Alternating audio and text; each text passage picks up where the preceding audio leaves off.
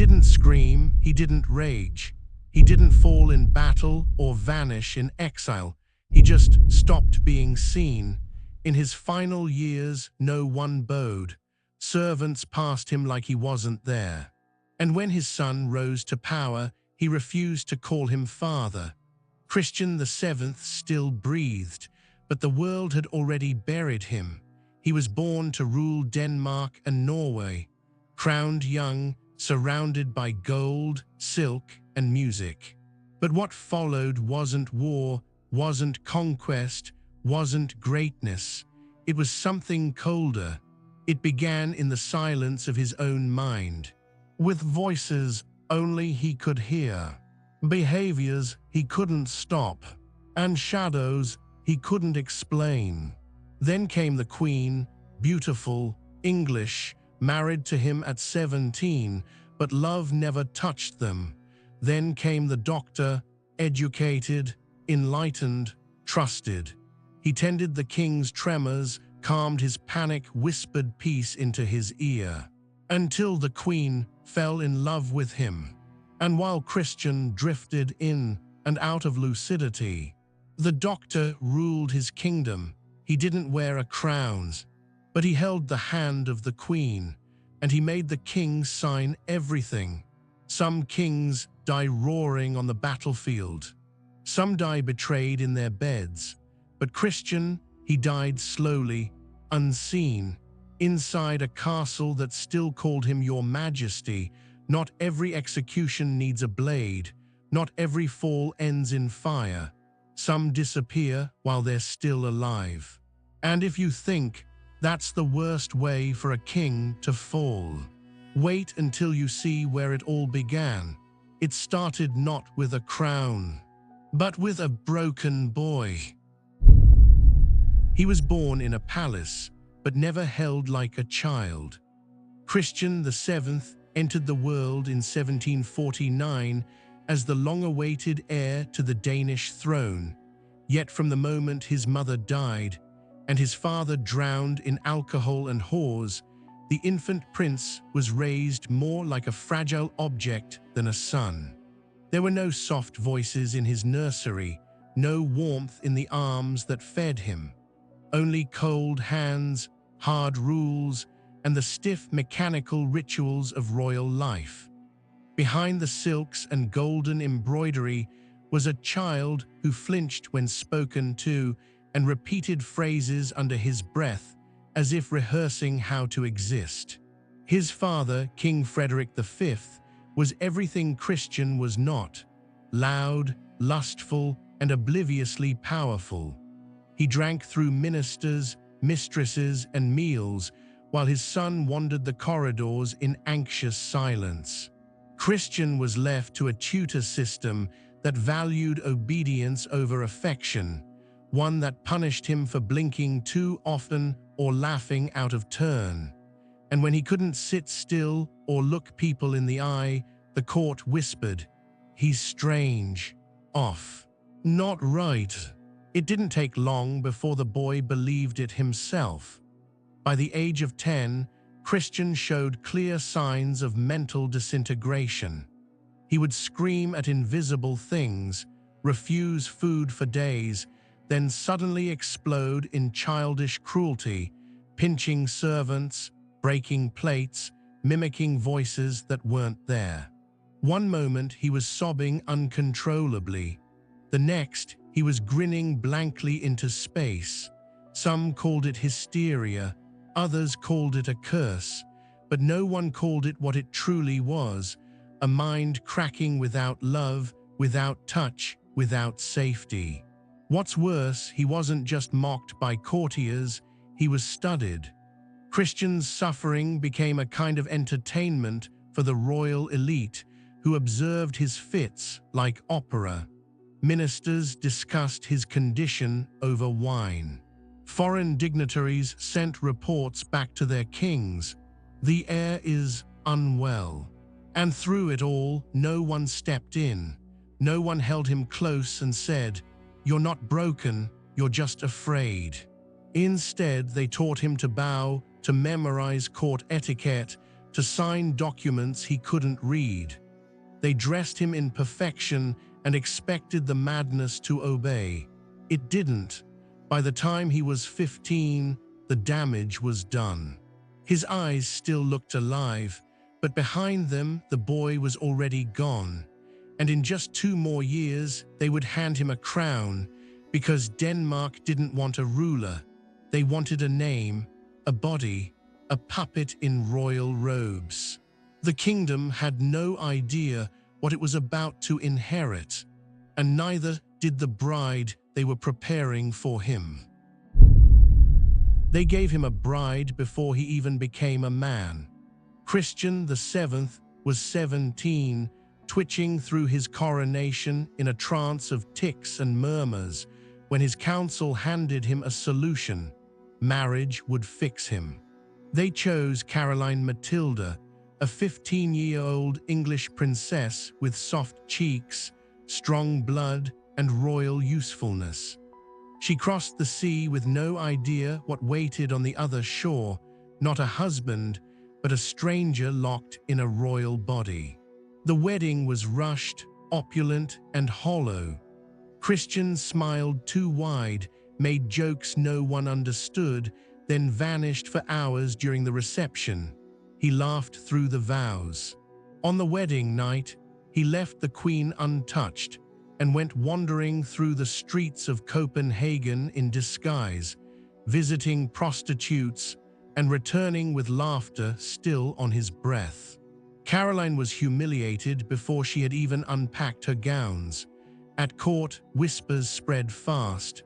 The king is indifferent, some said, or perhaps incapable. Behind closed doors, Christian avoided his wife entirely, preferring the company of his dog, his mirror, or his own hallucinations. When he did touch her, it was brief and confused, like a child trying to mimic something he'd only seen, not felt. It took over a year for a child to be conceived, and when the boy was born, Christian barely acknowledged him. Caroline wasn't just abandoned, she was watched. Every move she made in the palace was monitored by ministers afraid she'd become too visible, too vocal. She was a queen in title, but a prisoner in satin. And yet something in her did not break, not right away. Instead, she waited for someone who could speak to her in her own language, someone who wasn't lost in shadows, someone who could touch her without trembling. And that someone was coming. But for now, Christian's world was slipping. With the crown now secured and a child born, the court realized their king was nothing more than a shell. He wandered naked through the palace. He stabbed his food with knives meant for carving meat. He shouted obscenities during official audiences and then wept without reason hours later. They had crowned a ghost, and now they needed someone to steer the corpse. That someone would not come from the royal bloodline. He would come with a scalpel, a smile, and a plan. He didn't arrive with an army. He arrived with a mirror, a scalpel, and a smile. Johann Friedrich Struensee was not born into royalty. He was not bred for court life. He was a physician, a man of enlightenment, ink-stained fingers, cold rationalism, and dangerous charm. He came to Denmark as a doctor for hire, but what he found was a broken king, twitching behind velvet curtains and muttering to ghosts. And like any skilled surgeon, Struensee saw something the court could not, a patient he could not only heal but use. It began innocently. Christian VII suffered from tremors, sleeplessness, and uncontrollable outbursts. Struensee prescribed calm, routine, soft words. The king responded. For the first time in years, he smiled without grimacing. He touched objects without flinching. He said full sentences without choking on them. The court called it a miracle, but miracles don't come free.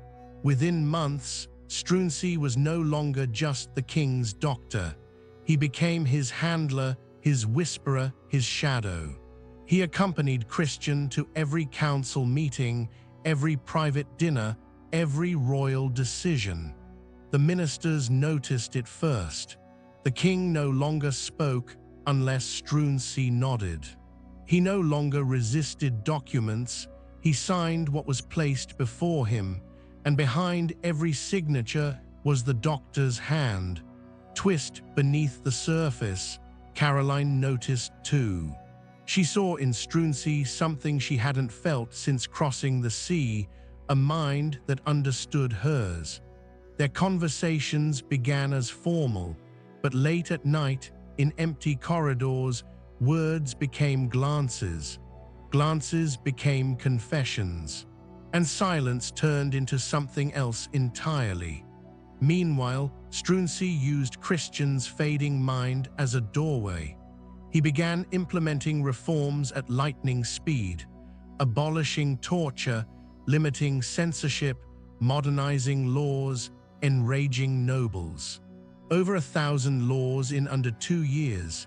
It was not just governance, it was a takeover, and still, Christian smiled, unaware, untouched, unraveling quietly behind the throne.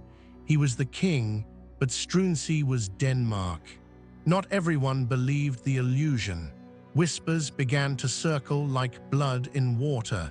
He's sleeping with the queen, he's poisoning the king, he's making laws without counsel. The nobility was growing teeth. And so was the Dowager Queen, the old matriarch watching from the shadows. Something was coming, and it wasn't medicine. The doctor had touched the crown. Soon, someone would cut off the hand. She had a crown, a child, and a palace, but she hadn't been touched in years. Caroline Matilda was not the kind of queen who plotted wars or raised armies. She was something more dangerous, intelligent, humiliated, and patient. Her marriage was a coffin, her king a ghost, and inside that silence, something began to shift. Not with fanfare, not with scandal, but with a glance across a hallway, a word spoken too softly, a hand that lingered just a second too long. It was Struensee. He didn't flatter her, he didn't command her, he simply saw her. In a court obsessed with masks, rituals, and polished dead things, he treated her like a living woman. He listened when she spoke. He offered ideas, not orders. He didn't need to touch her to make her feel alive, but when he did, she never wanted to be touched by anyone else again. Their affair didn't begin with lust. It began with recognition, two people trapped in the same gilded prison, bound to a man neither of them could reach. By the time their bodies came together, their minds already had. The whispers started quietly. A private dinner extended too long, a laugh that sounded too real, a night where the doctor never returned to his own chambers. Servants saw it, nobles smelled it, but no one dared name it because the king was still smiling, still nodding, still signing. The twist came not in the love, but in the timing. As the queen and the doctor became one, so did their ambitions. Caroline encouraged Struensee's reforms. She backed his decrees. She learned which nobles he threatened and which ones feared him. For the first time, she tasted influence, not through her husband, through her lover, but power makes people careless. Letters were intercepted. A locket went missing. A midwife overheard something she shouldn't have. Rumors turned to threats, and threats turned to plans. In the salons and smoking rooms of Copenhagen, the nobility sharpened their knives. Not just for Struensee, but for the woman who let him in. The queen was no longer invisible. She was now the target. And while Christian VII giggled in the corner, humming to no one, The walls of the palace were closing in. The affair had lit the fuse. Now all that remained was the explosion. It didn't begin with gunfire. It began with a locked door, a forged letter, and the silence of servants who looked the other way. In the early hours of January 17th, 1772, while frost still clung to the palace windows and Christian VII lay curled in bed humming to shadows, the royal household shifted. Not with force, with precision. Soldiers, hand-picked and sworn to secrecy, were already inside the walls. Courtiers who had smiled just days before now passed messages in cold whispers. And in the shadows of the Dowager Queen's quarters, the final orders had already been signed.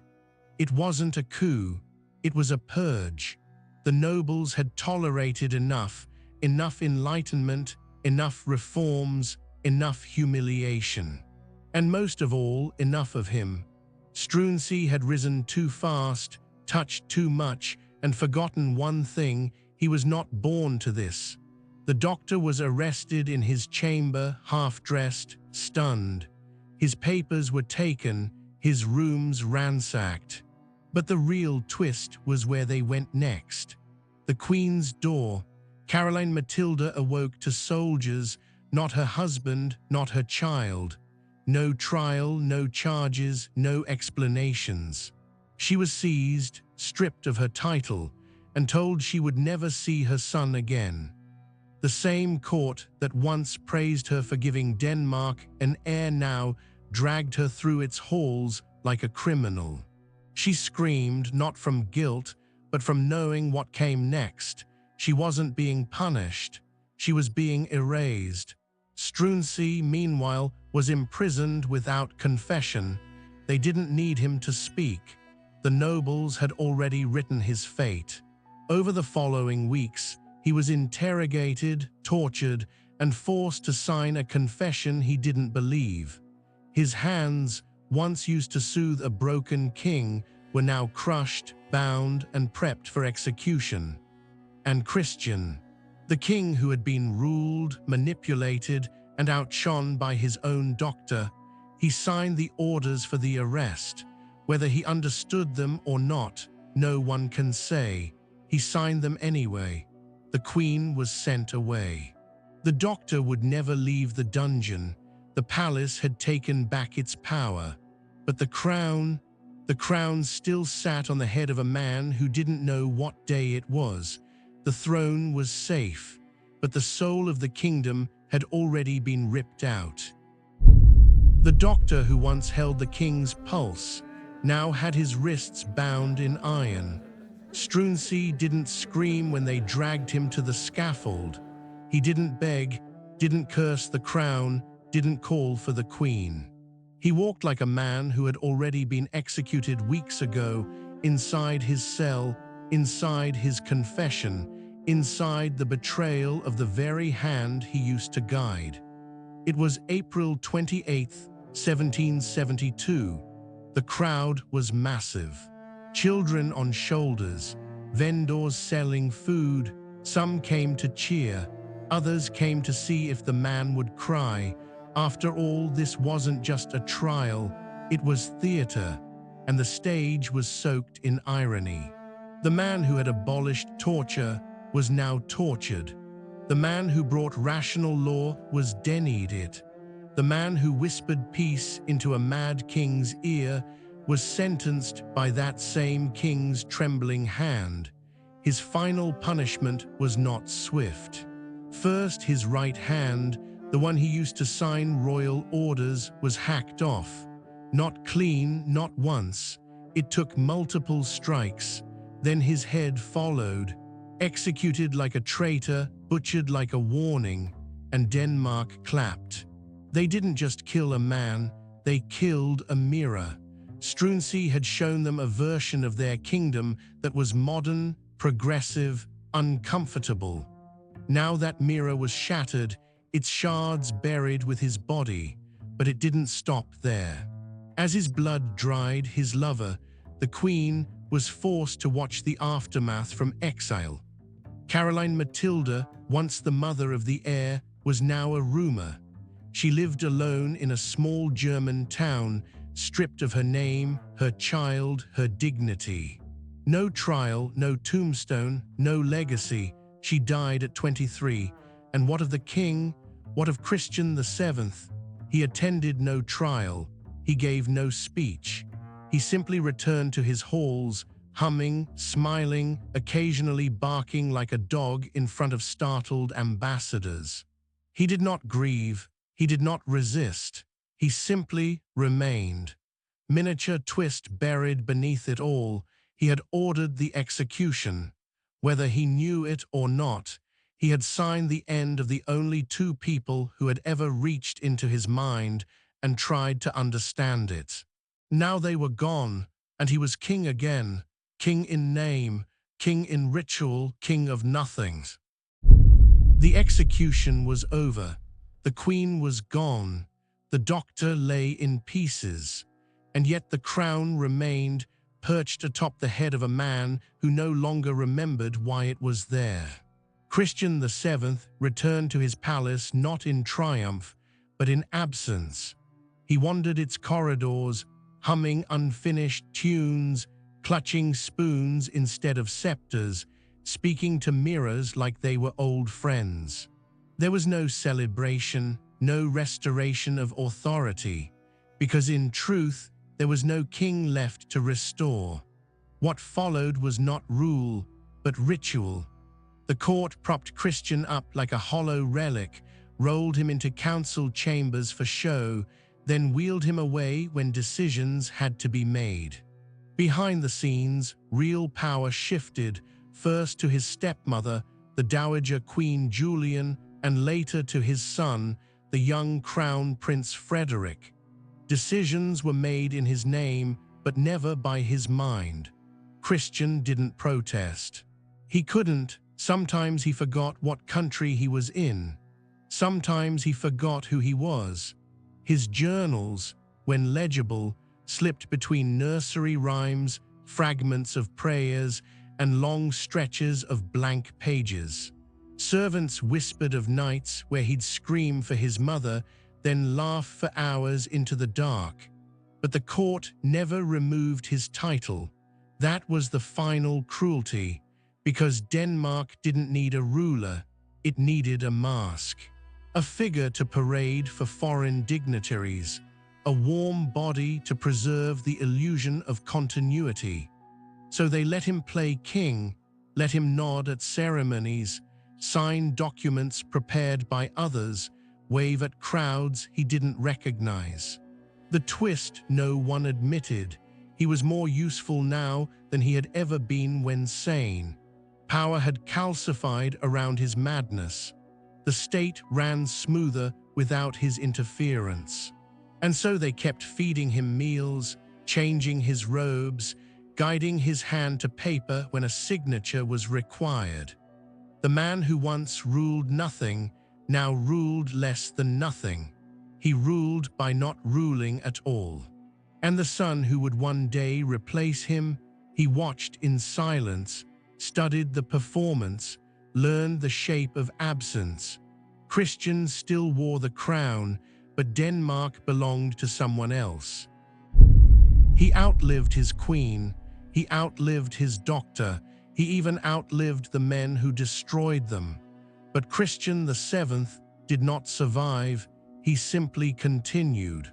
For 36 years, Denmark had a king who existed only in name. He rose each morning in silence, ate meals prepared by hands he didn't recognize, and wandered halls where no one dared meet his eyes. His robes changed with the seasons, his face aged. But inside, there was no reign, no reason, no recollection. He had no court, no confidants. The palace that once hummed with the politics of enlightenment now whispered about which fork the king used incorrectly. He would burst into childish giggles during diplomatic audiences, then freeze mid-sentence and stare at the floor for hours. Sometimes he barked. Sometimes he spun in circles. Sometimes he just sat, eyes wide, murmuring prayers to no one. But it wasn't always chaos. The most unsettling moments were the calm ones, when Christian would stand by a window, motionless, not mad, just gone.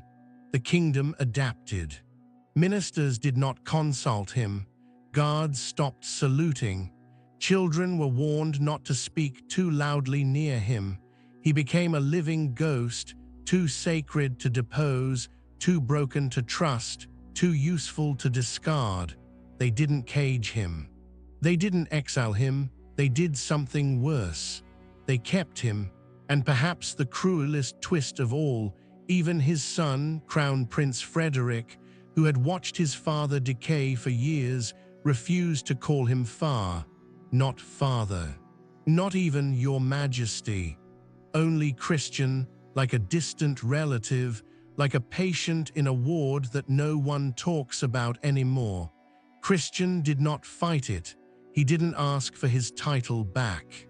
He didn't question the missing letters, the vanished dignities, the steady quiet that surrounded him like mist.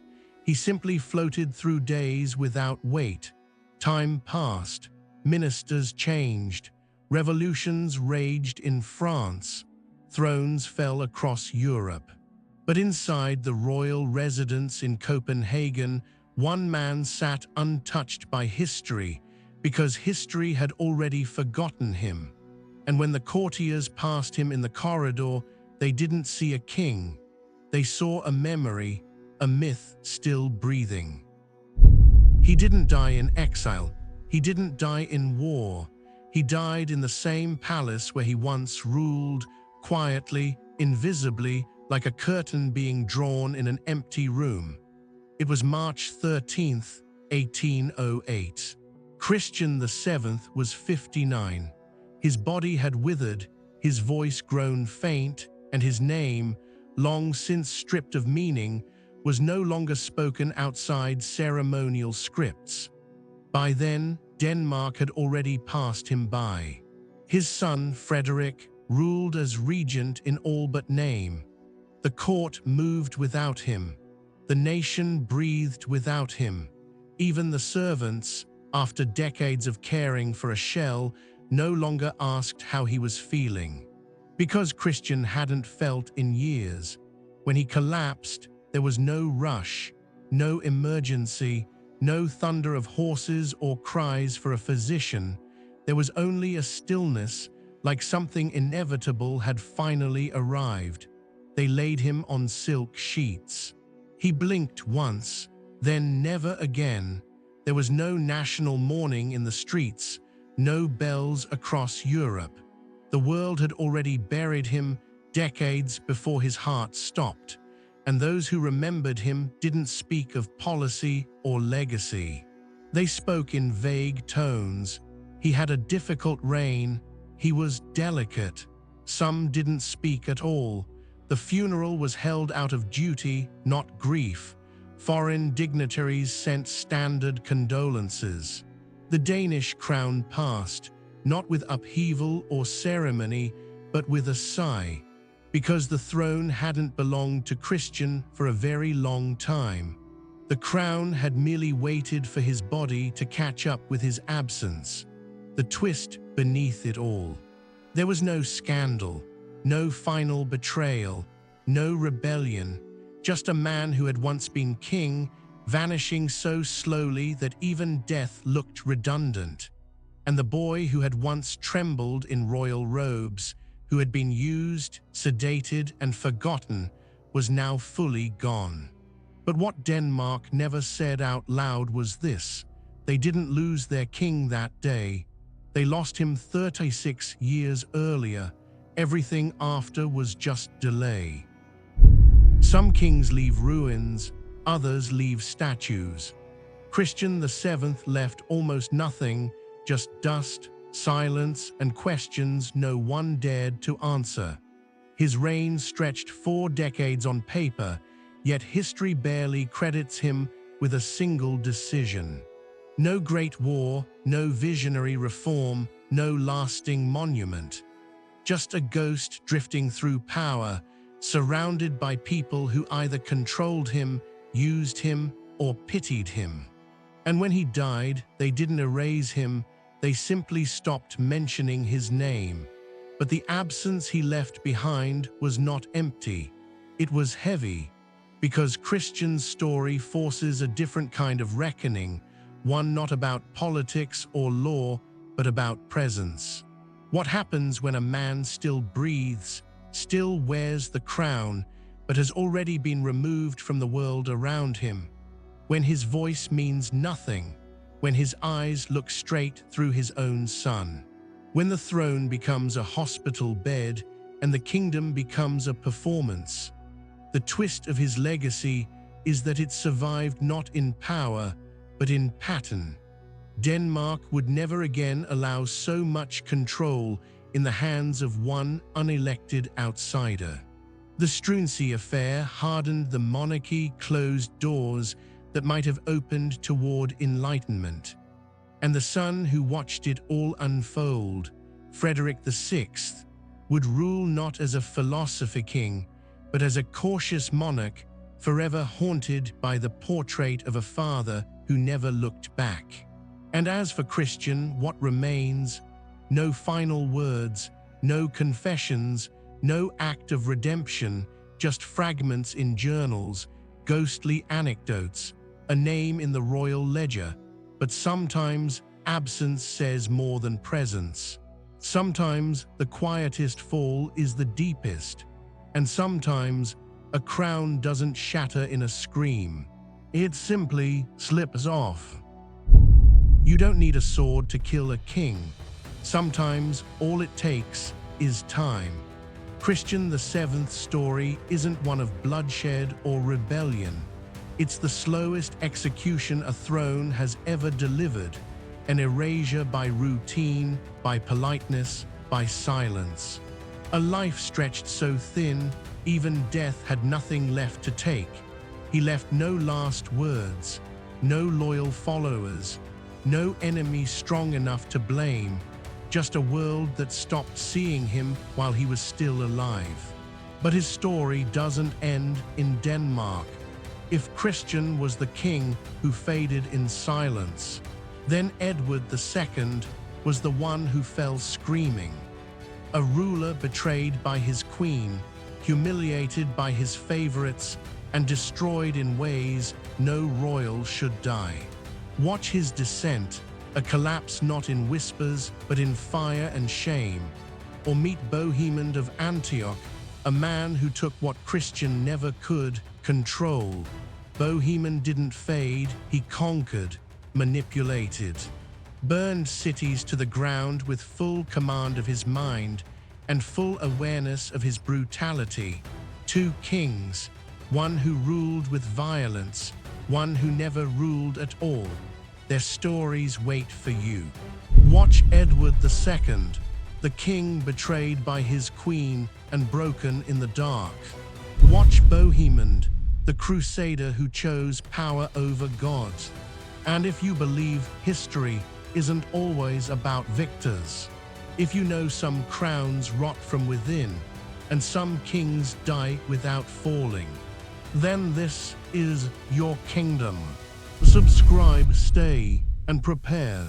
The next story might not come with screams, it might come quietly, just like this one did.